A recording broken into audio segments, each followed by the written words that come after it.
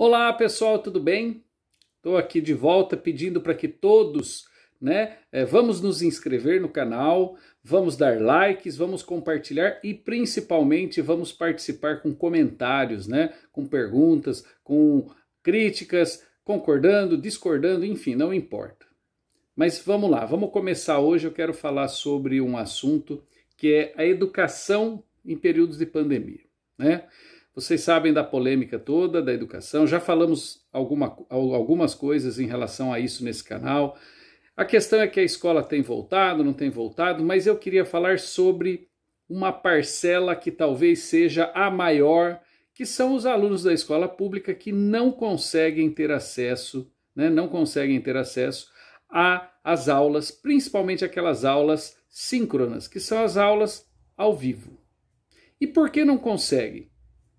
Ou seja, a desigualdade social ficou mais do que clara nesse momento de pandemia, bateu mais forte, principalmente para os estudantes, dos filhos dos mais pobres, da classe trabalhadora, e principalmente aqueles que vivem aí, digamos, mais na informalidade e tudo mais. Ou seja, para que você sabe que tem algumas escolas particulares que o aluno consegue ter aula ao vivo, em tempo real. É como se a aula começa às 7 da manhã e vai até meio-dia, 7 horas da manhã está o aluno ali com o seu iPad na mão, está com o seu notebook ligado, enfim, não importa, ele está ali, ele vai assistir às aulas. No nosso caso, no caso da escola pública, isso não acontece. Por quê? Porque não tem esse aparelho, primeiro, não basta apenas ter um aparelho eletrônico. É preciso que tenha uma boa internet, que tenha uma boa condição para que aquele sinal chegue sem ficar intervindo, Estou aqui fazendo uma brincadeira para dizer, ou seja, não dá. Precisa que seja algo mais dinâmico.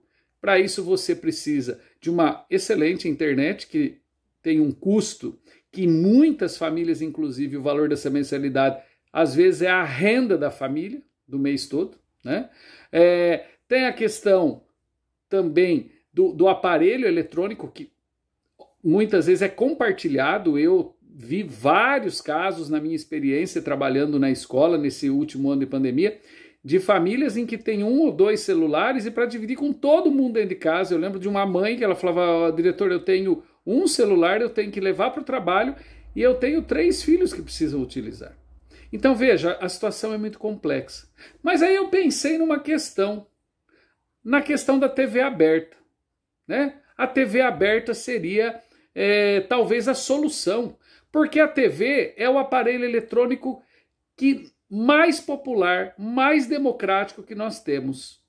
E a TV aberta ela chega praticamente em 100% do território nacional.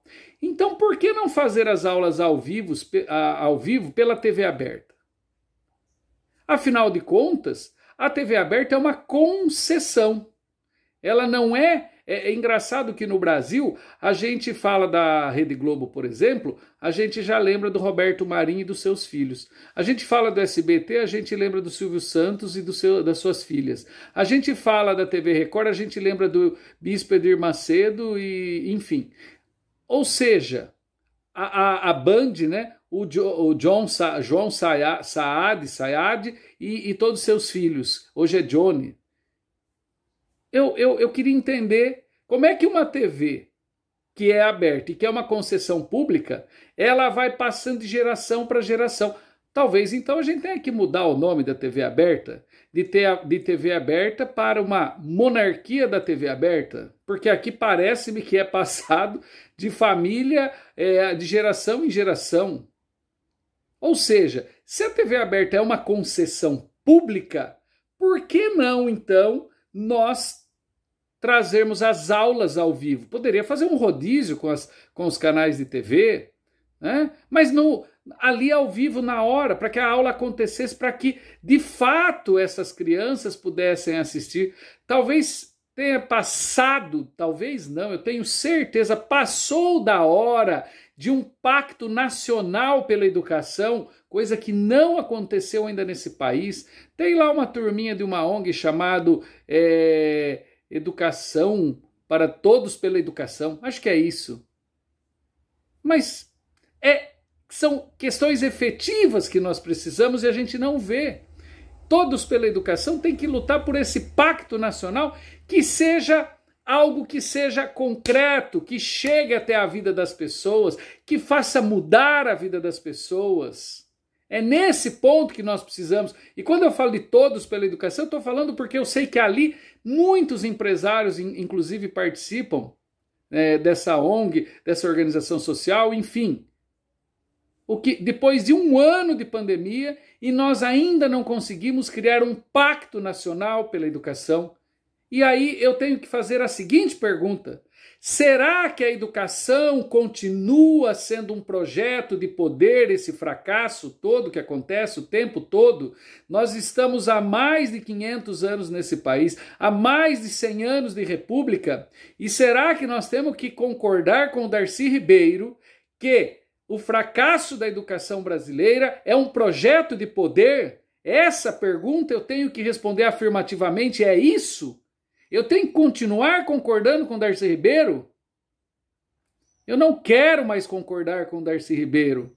Eu quero um país em que o Pacto Nacional pela Educação seja verdadeiro, seja efetivo, em que todos possam participar com emancipação, que tenha uma educação de qualidade de fato.